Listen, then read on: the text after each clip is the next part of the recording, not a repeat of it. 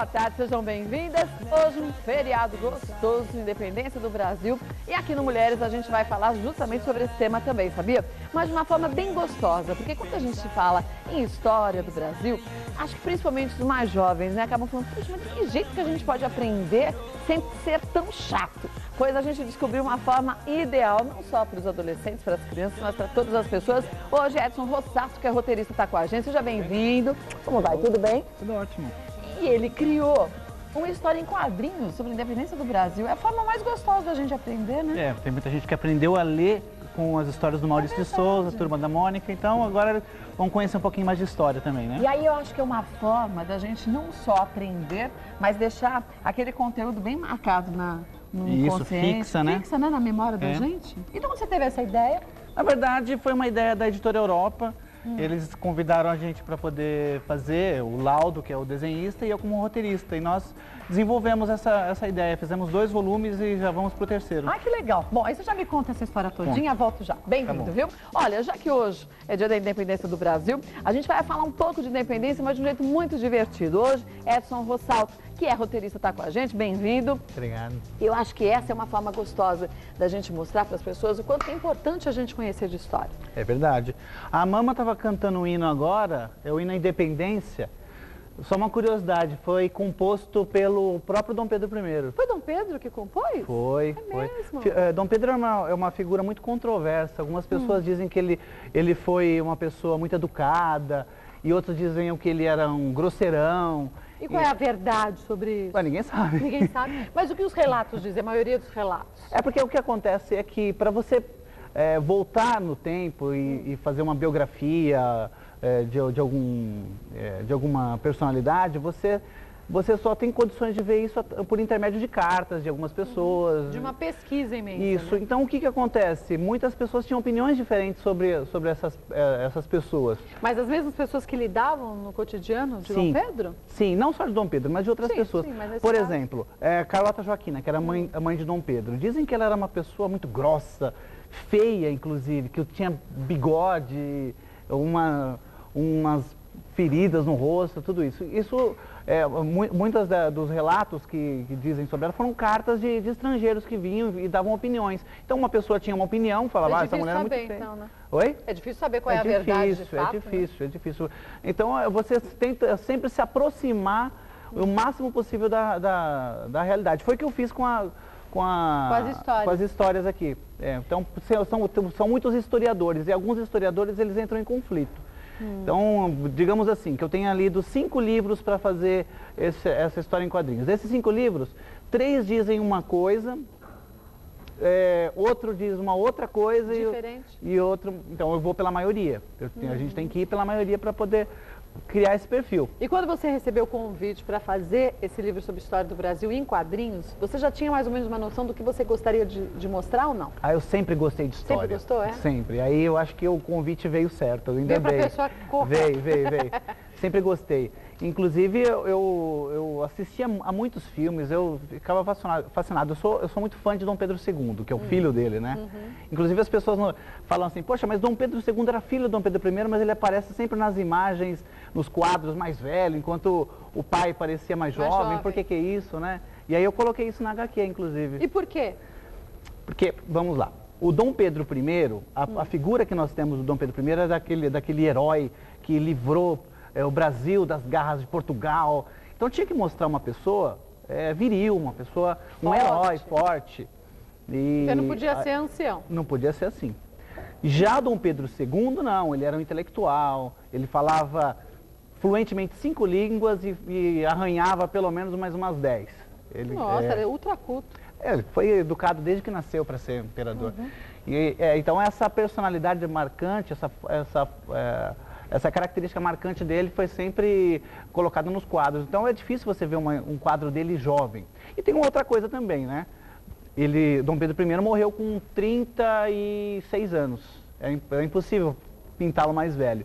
E Dom Pedro II não, ele morreu com 60 e poucos anos. Então era mais difícil pintar mais jovem. Agora, o que eu achei também muito curioso é que no final você coloca até algumas curiosidades de pinturas, de quadros, de alguns itens aqui nessa revista, e só que você faz, não digo uma caricatura, mas tem um quê de humor também em cada desenho do ilustrador. Essa foi a ideia também? Foi o Laudo, que é o ilustrador, né, que é o desenhista. Nós temos uma sintonia muito legal ali, sabe? Eu gosto muito. Ele entrou no clima que você queria. Eu gosto muito do trabalho dele, sou muito fã dele. E quando eu mandei o meu roteiro para ele, eu falei, olha, Laudo, faz aí o esboço que você quiser, coloca o que você quiser aí, se tiver fora do contexto histórico, eu te aviso, né? Mas segue o que você acha importante. E ele foi fazendo. Eu acho que eu não me lembro de ter pedido para ele corrigir nada em relação a esses toques de humor. Esses toques de humor, boa parte foi minha mesmo e a outra parte foi dele. E aí a gente entrou nessa brincadeira, porque é mais gostoso, né? É mais gostoso. E outra, né? Faz a gente ficar preso, prestando bastante atenção. Por exemplo, neste quadro Napoleão no escritório, a imagem original e depois, olha, o que foi mostrado aqui na história em quadrinhos. Aí você fala, puxa, é verdade, tudo bem, ele não foi completamente fiel, mas algumas coisas, alguns traços foram marcantes, foram da continuidade. Exatamente, porque a nossa ideia não era que fosse fiel, porque se fosse fiel, às vezes, na história em quadrinhos, talvez ficasse um pouco artificial, a gente não queria isso, a gente queria que ficasse bem sutil. Então, tanto é que lá no final, onde você mostrou, está dizendo lá, adaptação livre de tal obra. Tá aqui, ó, adaptação livre do quadro Dona Maria I. Isso, que é a louca. A louca. Agora, aqui na história em si, a gente vê o quanto que é divertido, porque existem algumas crianças que vão palpitando e participando dessa história como se elas estivessem ali presentes, tirando suas dúvidas e tudo mais. Então, acho que aproxima bastante da criança e do jovem que vai ler depois o livro, né, História em Quadrinhos. Na verdade, as crianças foram colocadas aí estrategicamente para fazer as perguntas que todo mundo faz. São 3 crianças, eu coloquei de uma forma politicamente correta, são 3 crianças, uma mestiça, um japonês, um negro e um cadeirante. E eu acho que é bem legal isso. E elas fazem as perguntas que todo mundo quer fazer. Tem uma parte ali que todo mundo sabe que em 1815 o Brasil foi elevado a Reino de Portugal, Brasil e Algarves. O que é Algarves? Eu sempre me perguntei o que era o Algarves. E aí você pôs a criança perguntando. Na verdade era uma dúvida minha. Eu falei, fui pesquisar. E aí eu falei, vou colocar essa pergunta. Eu vou colocar isso aí. E outras curiosidades também. A expressão Quinto dos Infernos. Todo mundo fala, vou para o Quinto dos Infernos. O que é Quinto dos Infernos? O que significa? É que é assim, desde a época da Inconfidência Mineira, bem antes disso, o Brasil era obrigado a mandar para Portugal, todo ano, 1.500 quilos de ouro, como um imposto. Isso era chamado de quinto. Quinto. E quando os navios, as caravelas chegavam com o quinto, lá em Portugal, como o Brasil era muito longe, o pessoal falava, nossa, lá vem a caravela com o Quinto dos Infernos.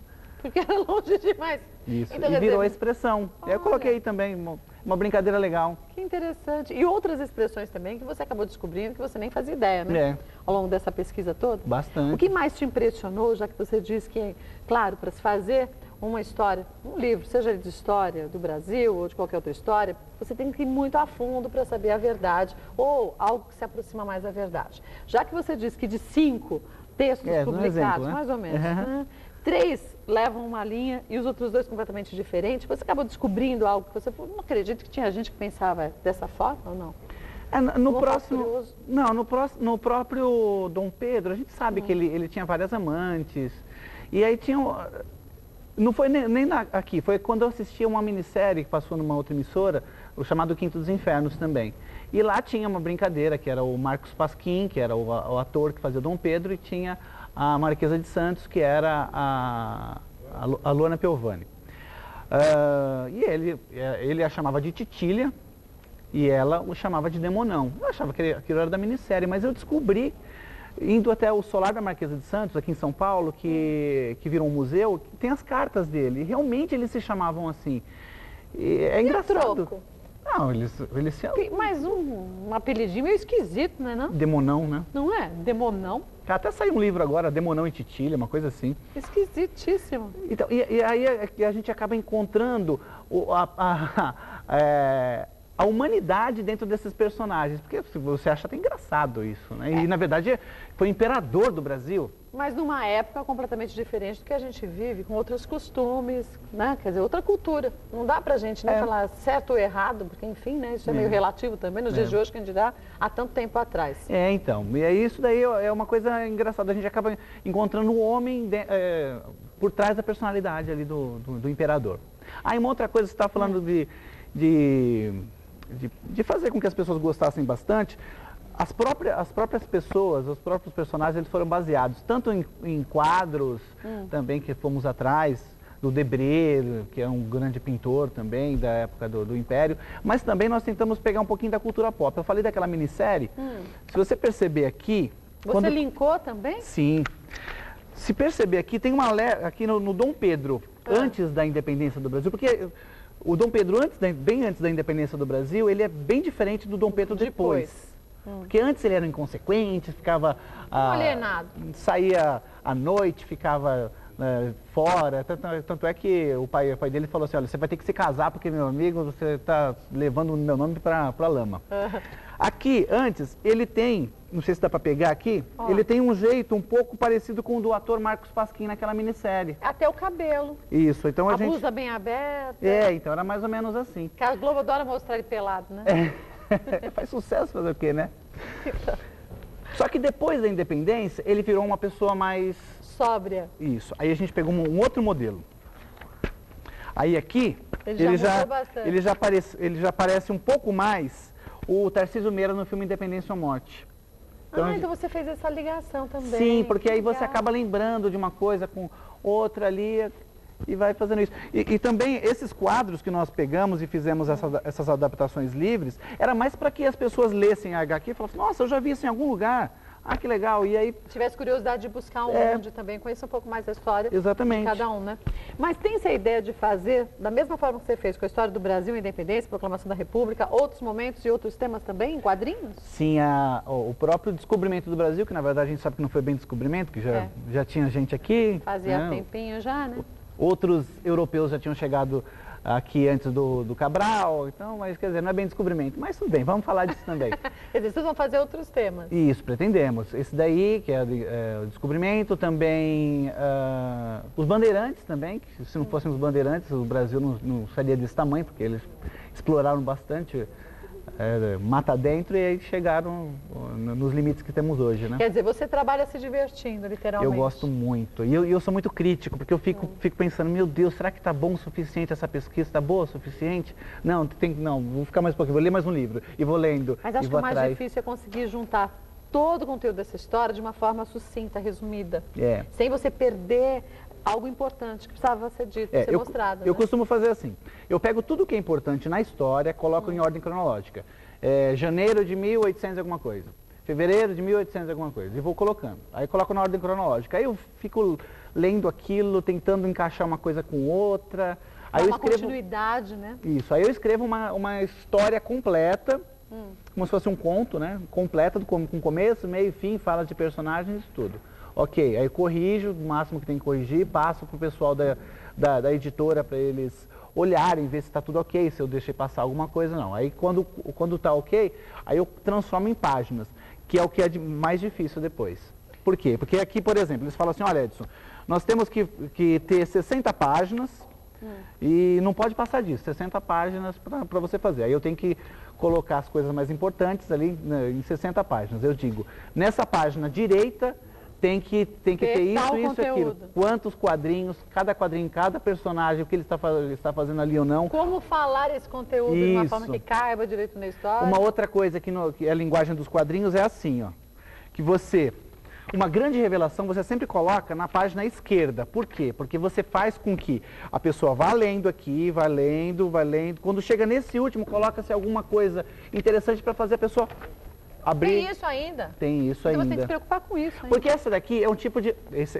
os quadrinhos, ele é uma arte sequencial, como tem outras artes sequenciais, como o cinema, é uma arte sequencial. Só que o cinema você vai lá, você assiste ao filme e você é obrigado a esperar que as coisas aconteçam no tempo do filme. Quadrinhos não. Se você quiser ir ler a última página...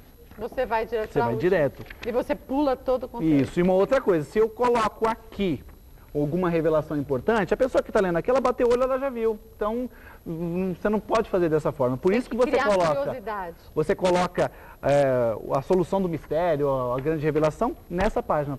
Só para quando a pessoa virar. Mas quando é uma história em quadrinhos, assim, livre, tudo bem. Mas quando vem de história, você tem que fazer tudo muito bem jogado na hora certa, no momento certo, número de páginas, no quadrinho e no contexto que você tem que ser fiel.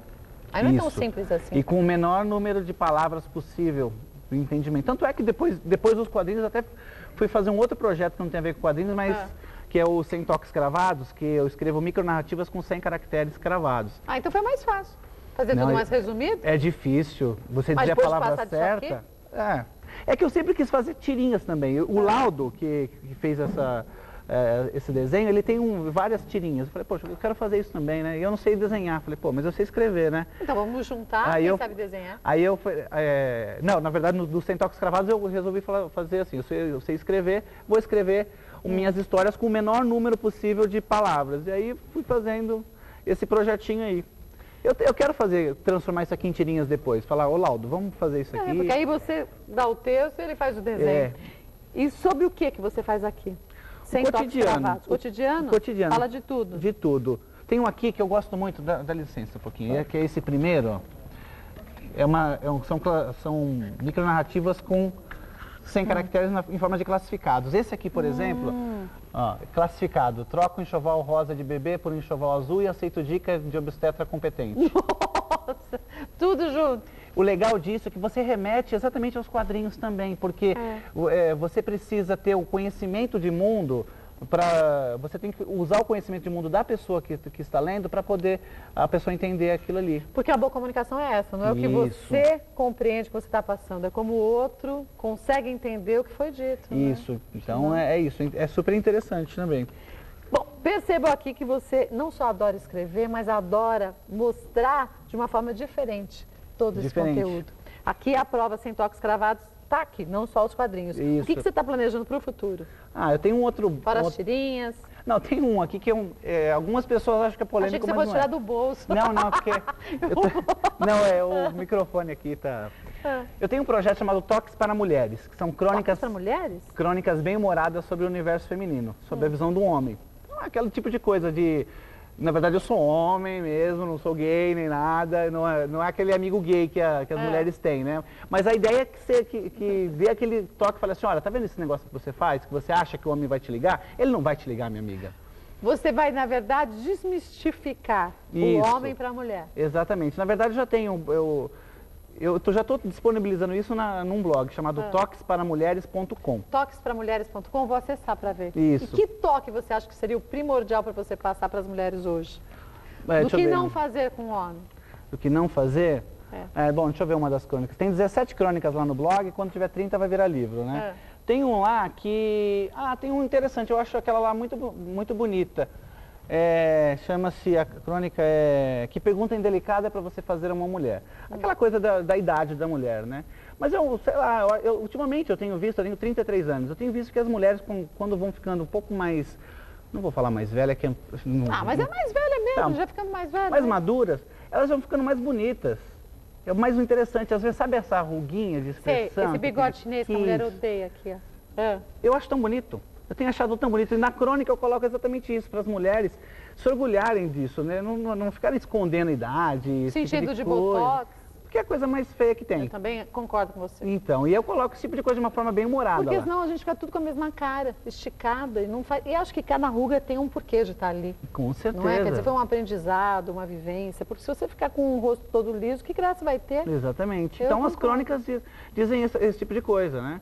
Tem uma outra crônica lá que é Nem Tudo Entre Quatro Paredes Vale, que fala de umas experiências. Mas você relata as suas experiências ou não? Eu coloco também. Tem uma lá, tava vendo? Tem uma lá de uma moça que uma vez eu saí com ela e a menina começou a me bater. Ela queria te bater? Não, ela começou a me bater. Troco. Ela achava isso legal? Não, na hora do lado, né? Começou a bater. Ela achava excitante. Então, eu falei, puxa vida, meu Deus do céu. será que eu coloco isso? Vou abrir aqui a minha intimidade? Não pondo o nome dela, tá bom. Não, não coloquei, mas eu falei, não, vou fazer isso, eu vou colocar isso e vamos ver o que vai dar. E o pessoal gostou. E cada crônica tem 60, 70, 80 comentários. Tem uma crônica lá com 110 comentários, só de mulheres. Mas as mulheres normalmente concordam ou acham que a sua ideia é completamente furada? Não, elas gostam, elas gostam. Porque, na verdade, eu não critico. Eu dou certos toques. Isso. Ai, que uma boa. Agora, fica aqui a ideia para você não só acessar o site, você mulher, que assim como eu já ficou curiosa, para ter essas dicas todas, para a gente não cometer tantas gafes, porque somos, na verdade, espécies diferentes, homens e mulheres. Não é? Não, sim. Depois a gente tinha que ter uma mulher para fazer também o mesmo um blog para os homens. Mas né? elas já colocam isso lá. Colocam? Nos comentários elas falam assim, olha, poxa, isso aqui eu não concordo. Aí elas colocam a versão delas da mesma crônica. É, uma boa. E fica aqui a sugestão, História do Brasil em quadrinhos, Proclamação da República e História do Brasil em quadrinhos, para você poder se divertir, claro, mas acima de tudo, você compreender o quanto que esses momentos foram primordiais na história do nosso país, mas o quanto que você pode ter esse conhecimento vindo de uma fonte muito mais gostosa de ser lida. E aí eu acho que sim, marca e vai para sempre. A gente não esquece nunca mais, né? Não mesmo. Queria que você voltasse mais vezes para a gente falar sobre os outros trabalhos. Podemos. Fica aqui o convite. Edson Rossalto, que é roteirista, volta outras vezes a mulheres, mas é claro que a gente sabe o quanto que é importante a gente sempre falar de cultura no nosso país e de história ainda mais, porque acho que não se tem o costume de se buscar conhecer a fundo a história. Os museus, por exemplo, muita gente não conhece os museus de São Paulo, né? Essa história aqui, ela se passa dentro do museu, é uma excursão que as crianças fogem porque acham que é chato. Encontram um professor e o professor mostra que não é chato, assim como elas acham. Então se passa exatamente dentro do Museu do Ipiranga. E o nosso repórter Fábio foi justamente até um museu mostrar um pouco dessa história tão importante pra gente. Vamos ver? Vamos. Olha lá.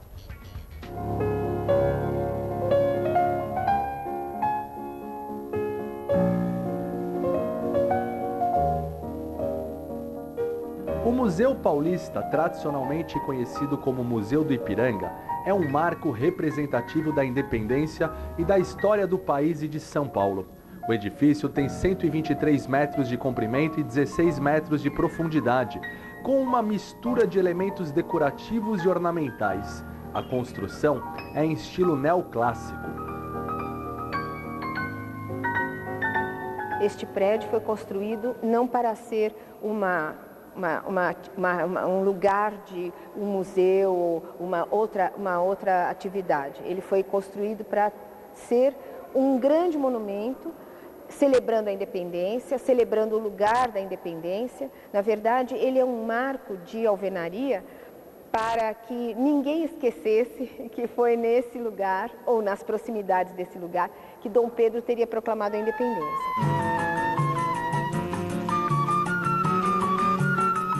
A data de 7 de setembro, ela foi sendo consolidada como principal data nacional ao longo do século XIX, muito tempo depois da separação de Portugal e da proclamação da independência. E justamente para consolidar essa data como marco da nossa história, é que este edifício foi construído.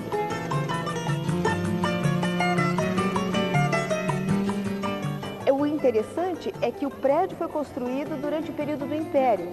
Mas como houve a proclamação da República, então os primeiros governos republicanos, justamente para marcar a distância em relação à monarquia, fizeram o seguinte: transformaram o monumento à independência, um monumento ao Império, vamos dizer assim, pela suntuosidade, né? Transformaram este monumento na sede do principal museu público de São Paulo, que é o Museu Paulista, que foi criado em 1893 e inaugurado em 1895. O museu possui um grande acervo com relevância histórica. Uma das obras mais conhecidas é o quadro do artista Pedro Américo, Independência ou Morte.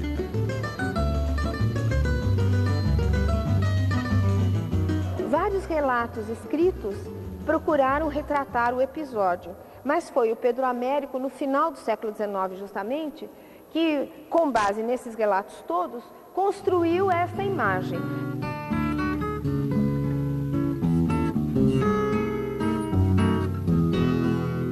Mas o pintor vamos dizer, deu asas à imaginação e construiu uma cena que melhor expressasse a monumentalidade do episódio, quando, na verdade, o episódio se passou num lugar ermo, sem que ninguém visse, distante do centro de São Paulo e principalmente distante do Rio de Janeiro, que era a sede da corte, né?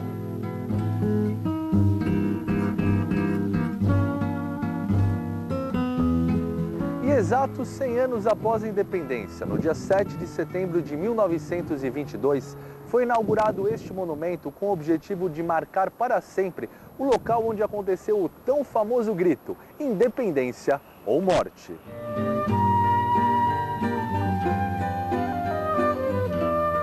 Em sua cripta está instalada a Capela Imperial, construída em 1952 para abrigar os restos mortais de Dom Pedro I, de sua primeira esposa, Dona Leopoldina, e também de sua segunda esposa, Dona Amélia.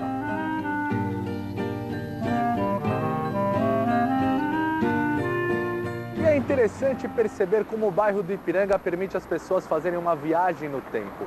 Muitas de suas ruas carregam em seus nomes referências históricas, como a Rua dos Patriotas, uma homenagem às pessoas que se empenharam pela independência do nosso país.